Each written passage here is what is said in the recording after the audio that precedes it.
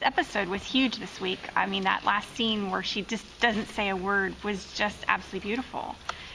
I don't know how anybody else would react in the situation, but not to have her audibly respond was really artful. So I wanted to kind of hear what that experience was for you to do the scene. Well, I think that was Joe and Chris and Hildy, Chris Rafferty, who wrote the episode, and Eagle Eggleston, who directed, he's great. That was scripted.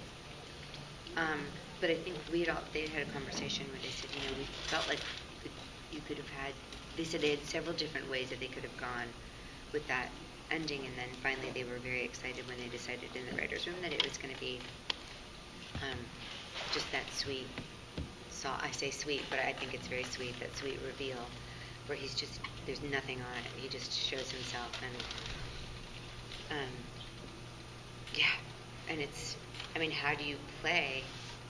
There's nothing that I can say, I'll go back and look that when this person saw the devil's face, this is how they responded. You know what I mean? Like, there's no actual thing to go off of. So I just was, it was a mixture of so many things going on in her mind that I think it did render her speechless. I think that was really appropriate, actually. And then the look on his face when he's just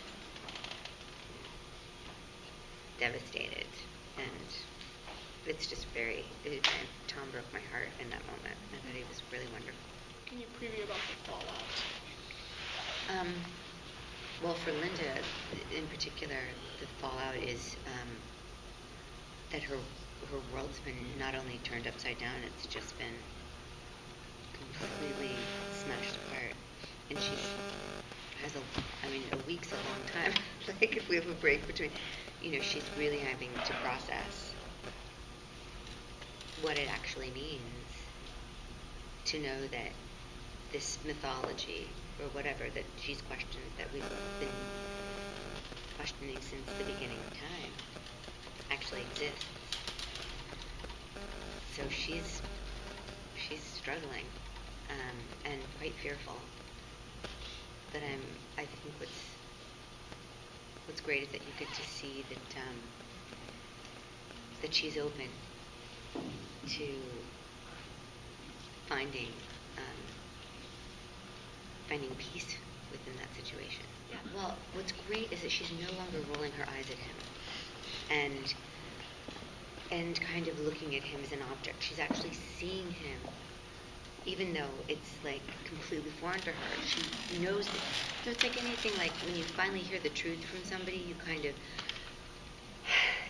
you relax, and you don't feel like you have to manipulate or do anything. So I feel like their relationship even gets deeper, and it's better because she feels like she can actually help him.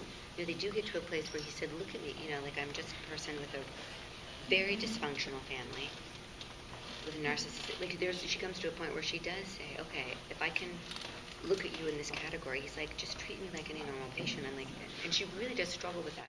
But I love that she's struggling with that relationship. She doesn't just immediately accept it, like, okay, great. And he doesn't have any kind of mojo on her to make her fine with it. So it's really great. It's like whenever you find out something awful about somebody close to you, and you grapple with, do I want to move away from this person in my life, or do I want to work through it with them? And a lot of times when you work through it with somebody, that relationship becomes so much deeper.